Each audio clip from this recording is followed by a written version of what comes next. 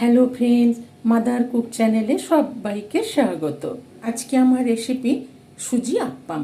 এই সুজি আপ্পাম বাচ্চাদের স্কুলের টিফিনে বা এমনি সকাল সন্ধেবেলা টিফিনেও বানিয়ে ফেলুন। এটি খেতে খুবই সুস্বাদু। তো চলুন দেখতে থাকুন আমি কিভাবে বানাই এই সুজি আপ্পাম। এই সুজি আপ্পাম বানাবার জন্য এখানে আমি মেজারিং কাপের 1 কাপ সুজি নিয়ে নিয়েছি। এই সুজিটা আমি এই বাটিটার মধ্যে দিয়ে দেবো। আর এখানে এই মেজারিং কাপেরই 1/2 কাপ টক দই নিয়ে নিয়েছি। 1 কাপ সুজি আর 1/2 কাপ টক দই নিয়ে নিয়েছি। আর এখানে আর ওই কাপেরই 1/2 কাপ আমি জল দিয়ে দেবো। দিয়ে দই সুজিটা ভালো করে মিশিয়ে নেব।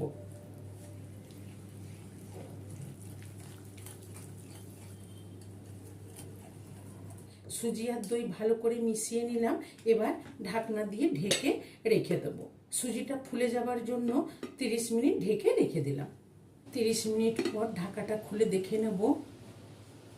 দেখুন সুজিটা খুব সুন্দর ফুলে গেছে, নরম হয়ে গেছে। এখানে আমি একটু জল দিয়ে দেবো, খুব বেশি দেব না, অল্প একটু জল দিয়ে দিলাম। দিয়ে ভালো করে ফেটিয়ে নেব।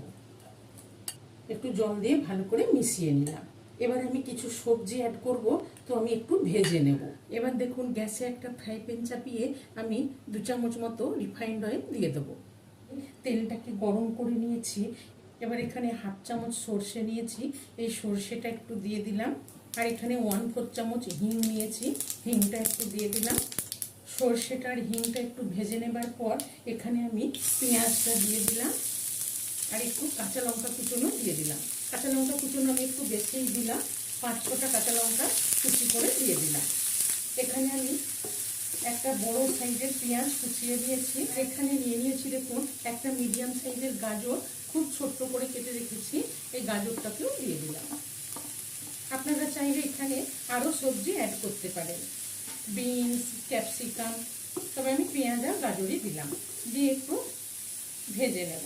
খুব বেশি ভাজার দরকার নেই, একটু জাস্ট কাঁচা গন্ধটা চলে যাওয়া পর্যন্ত, একটু নরম ও সফট হয়ে যাওয়া পর্যন্ত একটু ভেজে নেব। আর এখানে কিছুটা কারি পাতা নিয়ে নিয়েছি, একটু কারি পাতা দিয়ে দেবো। কারি পাতাতে দিলে এর গন্ধটা খুব ভালো হয়। দিয়ে এগুলোর সাথে ভেজে নেব। এখানে আমি ছোট 1 চামচ লবণ দিয়ে দিলাম। গাজর পেঁয়াজটা ভেজে নিলাম, কতটা নরম হয়েছে, সফট হয়েছে। তো এবার আমি গ্যাসের ফ্লেমটা অফ করে দিলাম। দিয়ে এই মশলাটাকে একটু ঠান্ডা করে নেব। মশলাটা ঠান্ডা হতে হতে আমি ততক্ষণে সার্ভ করার জন্য চাটনিটা বানিয়ে নেব। চাটনিটা বানাবার জন্য এখানে একটা মিক্সির জার নিয়ে নিয়েছি, এর মধ্যে দিয়ে দিলাম 2টো কাঁচা লঙ্কা আর কিছুটা ধনেপাতা। আর দিয়ে দেবো এখানে 1 কাপ মতো নারকেল কোরানো নিয়েছি, আমি নারকেল কোরানোটা দিয়ে দেবো। নারকেলটা কুড়িয়ে দিলাম যাতে তাড়াতাড়ি চাটনিটা ভালোভাবে ঘুরে যায়। আর এখানে পরিমাণ মতন লবণ দিয়ে দিলাম। আর দিয়ে দেবো 1 চামচ মতো চিনি। এবার এখানে খুব সামান্য একটু জল দিয়ে দেবো। দিয়ে আমি চাটনিটা ঘুরিয়ে নেব। চাটনিটা ঘুরিয়ে নিলাম, খুব সুন্দর চাটনিটা ঘুরে গেছে। খুব বেশি ফাইন পেস্ট করার দরকার নেই, একটু দানা দানা থাকলে খেতে খুব ভালো লাগবে। এবার আমি চাটনিটাতে সম্বার দিয়ে দেবো। চাটনিটা সম্বার দেবার জন্য আমি এখানে একটা ছোট্ট কড়াই চাপিয়ে 2 টেবিল চামচ রিফাইন্ড অয়েল দিয়ে দিলাম।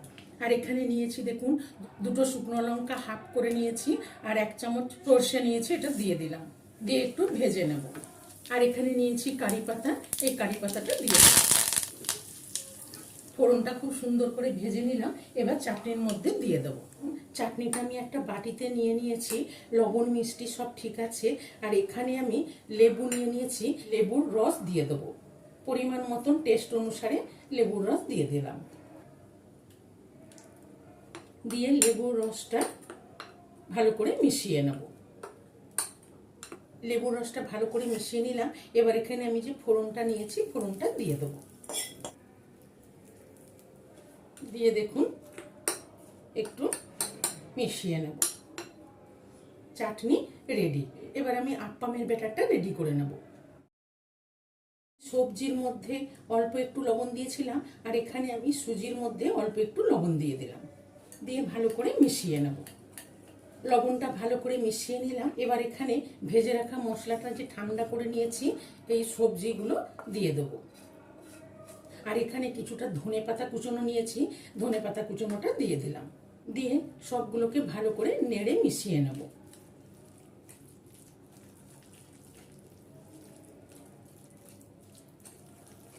ব্যাটারটা খুবই ভারী ঘন থকথকে হয়েছে, আমি এখানে আর একটু জল দিয়ে দেবো। দিয়ে ভালো করে নেড়ে মিশিয়ে নেব। সব সবজিগুলো দিয়ে সব ভালো করে নেড়ে মিশিয়ে নিলাম। আপ্পামের ব্যাটার একদম রেডি। এবার এখানে নিয়ে নিয়েছি ইনো ফ্রুট সল্ট। এখানে আমি 1/2 চামচ মতো ইনো দিয়ে দিলাম। এই ইনোর উপরে একটু 1 চামচ মতো জল দিয়ে দিলাম। দিয়ে ভালো করে নেড়ে মিশিয়ে নেব। আপনারা ইনোর বদলে খাবার সোডাও ব্যবহার করতে পারেন, তবে খাবার সোডা খুব অল্প দেবেন। ইনোটা দিয়ে ভালো করে নেড়ে মিশিয়ে নিলাম। এবার আপ্পামগুলো তৈরি করে নেব। আপ্পামগুলো তৈরি করার জন্য আমি এখানে একটা আপ্পাম প্যান বসিয়ে দিয়েছি। দিয়ে এর মধ্যে অল্প করে একটু করে রিফাইন্ড অয়েল দিয়ে দেবো।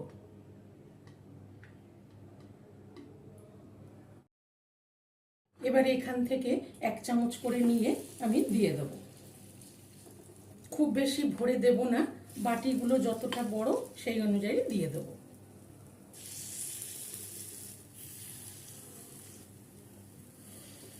দেখুন আমি প্রত্যেকটার মধ্যেই দিয়ে দিলাম। দিয়ে এবার আমি ঢেকে দেবো 5-6 মিনিট। এবার ঢাকাটা খুলে দেখে নেব 5 মিনিট পর। দেখুন কত সুন্দর ফুলে উঠেছে। এবার আস্তে করে উল্টে দেব।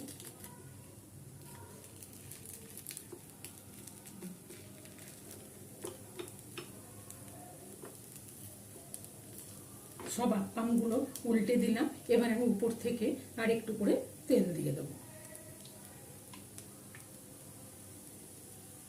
দিয়ে এবার ওই পিঠটাও ভালো করে ভেজে নেব।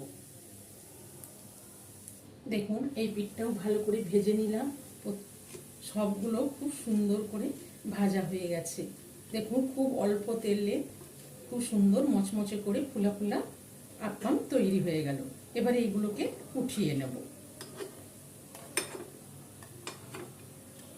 দেখুন একদম গোল বলের মতন খুব সুন্দর ফুলে উঠেছে। দেখুন কত সুন্দর আপ্পাম তৈরি হয়ে গেল।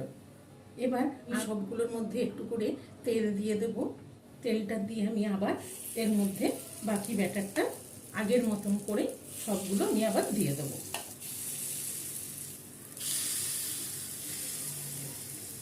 দেখুন আবার আগের মতনই সবগুলো দিয়ে দিলাম। দিয়ে আমি আবার ঢেকে দেবো 5-6 মিনিটের জন্য। দিয়ে আগেরগুলোর মতনই ভালো করে মচমচে করে ভেজে নেব। এই সুজি আপ্পাম রেসিপিটি ভালো লেগে থাকলে মাদার কুক চ্যানেলটিকে লাইক, শেয়ার এবং সাবস্ক্রাইব করার অনুরোধ রইল। পাশে থাকা বেল আইকনটা প্রেস করবেন। যখনই আমি নতুন কোনো ভিডিও আপলোড করব আপনাদের কাছে নোটিফিকেশন পৌঁছে যাবে। সুস্থ থাকবেন, ভালো থাকবেন। সুজি আপ্পাম টমেটো সসের সাথে আর চাটনির সাথে সার্ভ করলাম।